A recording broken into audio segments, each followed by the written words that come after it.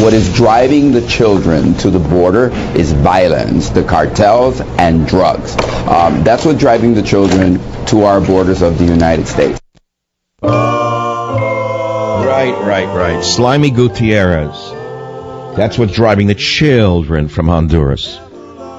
Devil or angel, Gutierrez. You know I made my mind up a long time ago listening to you from the get-go.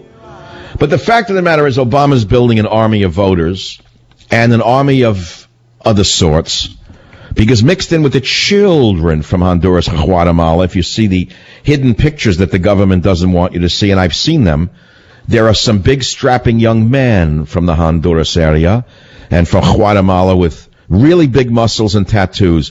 And they're sneaking in with the children. They're the real cargo. They're the real cargo being brought into this country under the guise of the children. And so that's one big issue. And, you know, this is a different show for me today. I can't exactly call it a mellow show. I'm very agitated over what this government is doing to this country.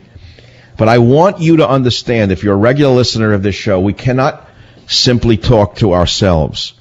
And I, amongst many, have a larger, or let's say more versatile audience than some on the conservative side for a number of reasons.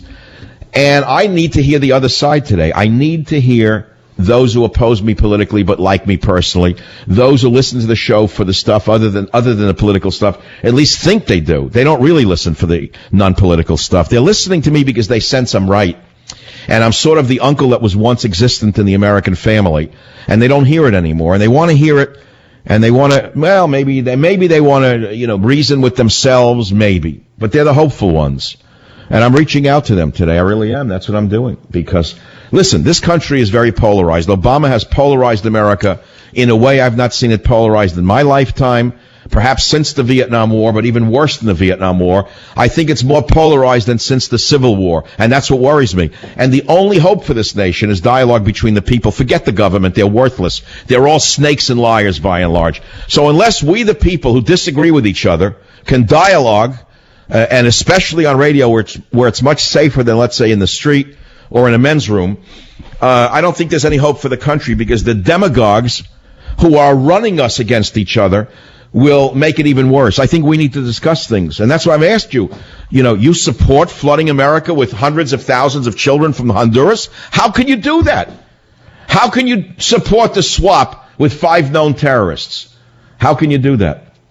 How can you support the endless invasion of America? Do you not understand the consequences of your liberalism? Do you understand how this ends? Do you understand there are consequences to your good feelings and your desire to do good? Don't you understand at the end of the road of doing good, there's a price to be paid? Do you not understand that? So let me take the other side, the opposition side on the Savage Nation. And before I do, I got to tell you this. Well, I can't do it all at once. I just can't do it all. I rewrote the opening to my book, Stop the Coming Civil War, which won't even be out till October. I had to rewrite the opening to the book over these last few days, because I saw how crazy the situation has become, with so many people justifying the criminal acts of Holder and Obama and the 4 horsewomen of the apocalypse. No matter what they do, they will support them. I would wager a bet that if Obama passed an emergency order to round up 10,000 Americans who posed a threat to the civil order of this country and put them in internment camps, the very people who call themselves liberal would support the arrest of these 10,000 people. Because Obama would lie and say, I'm doing this for the sake of the country, I'm doing it for the sake of the middle class, I'm doing it for the safety of these people, I want peace in the country, and so I'm only going to put them into these camps for a little while until they go through re-education and come out and see the errors of their ways. I can guarantee you, many of you listening to the show would salute Obama. You would support that, wouldn't you?